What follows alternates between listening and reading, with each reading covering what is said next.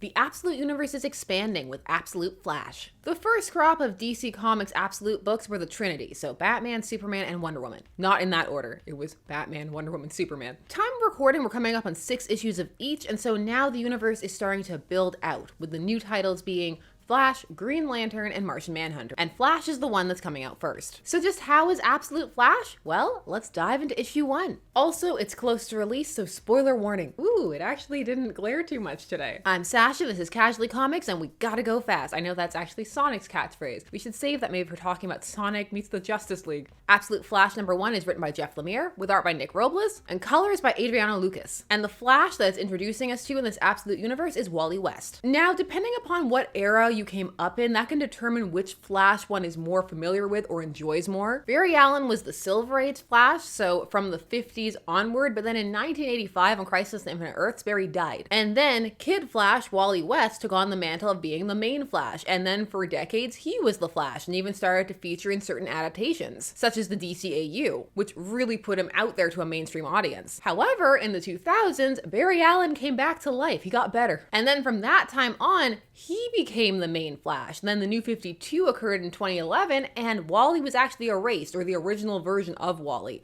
And then Barry was also being utilized in adaptations like the CW and the Arrowverse. Wally would return and be utilized again. So now it fluctuates as to who the main Flash is, but Wally's been having a bit of a moment. So it really varies who some want to / are expecting to see. Let me know how you feel about Wally being the Flash in this. Now, Lemire actually discussed a bit of why he's using Wally, and it's to introduce younger characters into the Absolute Universe. He stated, "As I saw how things were shaping up with Jason taking on Superman and Scott taking on Batman, it felt like this would be a good opportunity to bring a younger character into the world as well and get a different point of view there, because I do love writing younger characters, and Wally in this book is pretty much the same age as my son now, so I had a lot to bring to that." Issue 1 has the title of Two Worlds, and it's huge. Look at it. Woo! Which is a nice callback to a classic Flash story from issue 123, Flash of Two Worlds. It was written by Gardner Fox with art by Carmine Infantino. That's the story where Barry Allen, the Silver Age and at that point main Flash, meets Jay Garrick, the Golden Age Flash, the first Flash. This is when DC was really beginning to play with the concept of the multiverse, starting with Earths 1 and 2. So the Absolute Flash of Two Worlds title for this story is a nice nod. This is taking place in the Absolute Universe, so there's that. He is the Flash of this world, and maybe there's more than one, but it also seems to be a bit of a nod to his powers, potentially. It's only starting to become clear how exactly they work as of issue 1. This issue opens with him fleeing in panic, his powers out of control. Those are the preview pages that made the rounds. The narration boxes piled on top of each other to convey the rapidity of his thoughts are a nice touch. In general, the boxes are used well in this issue to portray tension, particularly surrounding Wally's mental state in moments like this. Just the way they're laid out really helps the pacing. It's a little thing, but it makes a big difference. In general, this is a nicely laid out book, from how the timeline is presented in a cinematic but also new media fashion because of how Wally is over top of part of it, the way he's overlaid, the way that the yellow color scheme bleeds into some of the edges on certain pages. It's well put together. There it is, bleeding through. Now, as for the plot, what it's telling is fairly simple, but it's broken up into different periods in time. So it hops around a little bit to try and build a sense of mystery. And that is, what is going on with Wally? Because he also doesn't fully know. It's supposed to be tense and scary for him. And whether or not the reader ends up feeling that way is largely going to depend on whether or not they connect with Wally, and also whether they respond to the way the pacing is being laid out in terms of little things like those boxes as mentioned. A lot of this is going to depend on connecting with him and his feelings. And there are moments that showcase that there were things going on with him even before the accident where he gets his powers. You know where you are. You know who you are. You're Wally West. You're 15 years old. And you are completely and totally alone. I knew it was only a matter of time. Things have been okay for a while, but I could feel it coming on again. It always starts in my stomach like this terrible, low-level, uneasy feeling that begins to spread. And then I know it's starting again.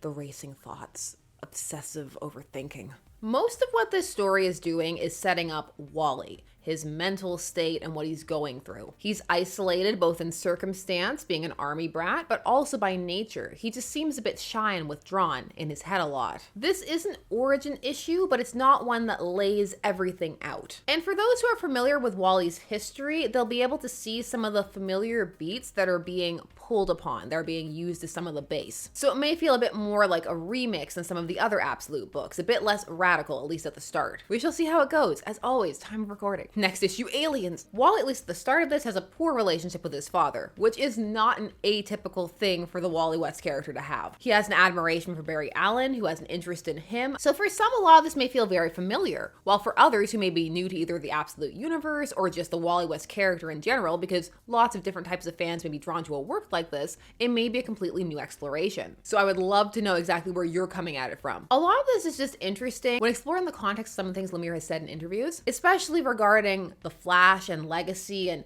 taking from it and dropping other things. He stated, "My real goal with this book was to use Wally's powers as sort of a metaphor for what we all go through as a teenager, as we figure out who we are and our identity and our place in the world and everything, and all the fear and anxiety and excitement, but it could come with everything at that age. So I wanted Wally to experience all these things in real time with the reader, like you're saying, like you see him learning, you see him terrified, you see him volatile, out of control, and if there was already a Flash in this universe that he could go to and say, hey, what's going on, and get answers, it just undercuts the whole thing, right? So that was the appeal for me of no legacy. I mean, also, like, there's not really superheroes in this world yet either. As Wally's powers are happening, we can presume that maybe Wonder Woman had appeared once in public or something, but he might not even be aware of that. There's no paradigm for him to follow to say, I'll be a superhero. It's so terrifying what's happening to him, and he's kind of figuring it out on the page with the reader, which was the main appeal for me. It is always nice when the author has their intentions so clearly laid out, because then one can kind of examine the work in contrast to that, and also in how it landed for them, whether or not the intent made its way through. I don't know, I find that fun from an analytical perspective. Now, this issue does do a good job of painting Wally as an isolated teen, and it does sell why he would gravitate towards Barry and why Barry might feel a little paternal towards him. There are also some seeds of mystery surrounding just what exactly are the experiments that Barry's working on. They look questionable because Barry shows him some things he's not supposed to. Now, in terms of very concrete story beats, like Wally needs to do X because of Y, there's less of that here. This number one has more of a setting it up as an exploration of Wally's world and new status quo. So you just get a little taste of things. Largely what you see is his life before the accident, but you do get some action beats from after. And it's in those moments in the present where he's being pursued by some characters who those who are familiar with the Flash may recognize as some of his key rogues. We'll see what role they play here. They've also featured in the previews. To start, we have Captain Cold, Boomerang, the Trickster, and Golden Glider. Many have already pointed out that they feel this version of Captain Cold is rocking the Omni-Man stash. Harkness, you and I are going head on. Dead or alive, Captain? Alive. For now. One of the more fascinating elements in this issue are the hints that the powers are going to be different in terms of origin and how Wally experiences them. And there do seem to be some ties, potentially early clues to other avenues of the Absolute universe that it may tie into, or just other parts of Wally's lore it's gonna play with. I saw those monkeys. Reject humanity. Return to monkey. Can't wait to see Absolute Grodd. So despite Lemire's comments about legacy, that doesn't mean that's completely divorced from Flash lore or those kind of things. It's not a burn it down, a take the past, kill it if you have to kind of thing. It's more an attempt to set Wally up on his own and place him in a situation where he doesn't have any knowledge or anybody to lean on to try and heighten that tension. And also, of course, to make things feel different, because this is meant to be a different universe. Now, the last big setup for Wally in this is his emotional framework and why he feels guilt and fear. And this is the heavy spoiler portion. If you don't want to know anything, get out now. 3, 2, 1. Wally's operating under the assumption that he's the reason that Barry died, or seemingly did. I say trust nothing. You can't trust Barry's death.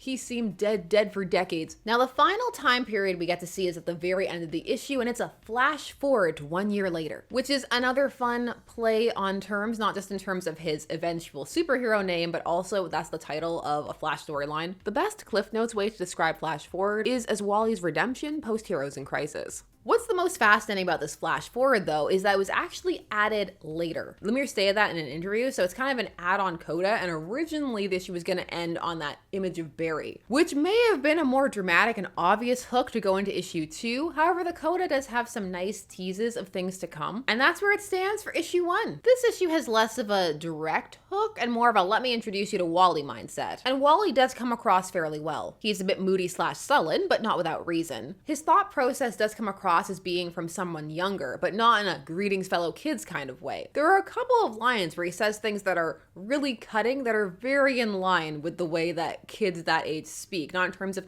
slang or anything, but just in terms of mindset. And it does place him in a situation where he has reason to be uneasy and concerned and feel frightened. And if one connects with all that, there's a lot to be curious about. If one is familiar with the author's work, this seems to be setting itself up in a similar flow. They have a bit of a slow build, and relational elements are very upfront. He's actually talked about how he really wants to build out the Rudy and Wally relationship, the father-son one. And you can already see some of that in issue 1. It'll be interesting to see how it all comes together. One of the things about the interviews surrounding the Absolute Universe is they do give you a really good look into the headspace of what's going on with the creators, and that can be very useful in examining why the works are the way they are and how they're going to be. There's a lot in terms of Absolute Flash about what eras are being drawn from and the like, and it's really interesting. My real touchstone for Wally was the New Teen Titans. I grew up in the 80s, so that Wolfman Perez Titan stuff was really huge for me, because maybe even more than any Barry Allen story, those Wally West stories and Titans were the ones that really helped me on the character. So I definitely had those in mind. I mean, the Silver Age stuff is really wonderful. It's so full of crazy science fiction ideas.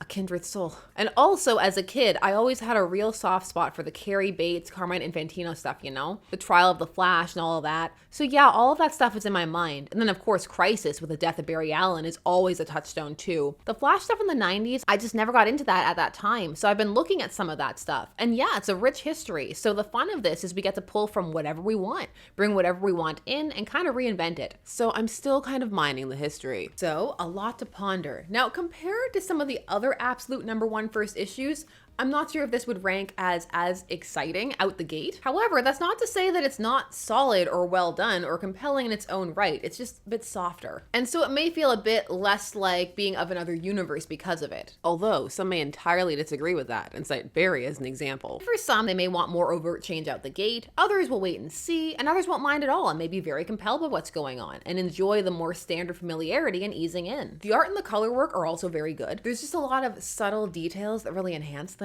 Conversations are rendered more interesting through the use of dynamic varied poses. The Flash color scheme is implemented in many ways. You'll even see it on Wally before he has his accident. I'm curious how it's going to land for people, whether it's going to have the wow factor for them, if they're going to love it, if they're going to just meh, if they're going to dislike it. And that's why I can't wait to hear from you. What did you think of Absolute Flash #1? Are you in yay Wally mode? Are you interested to see how the powers develop, how they're going to use the rogues? Did you enjoy the coda, or do you prefer it ended on the pre-coda page? Did it work for you or did it not? Just please, all your thoughts, leave them down below. While you're down there, please do all the YouTube things. Like, share, comment, subscribe, hit the bell notifications so that you never miss a vid. Thanks so much for taking some time to spend discussing comics with me. I always appreciate it, and I will see you again soon. Bye-bye.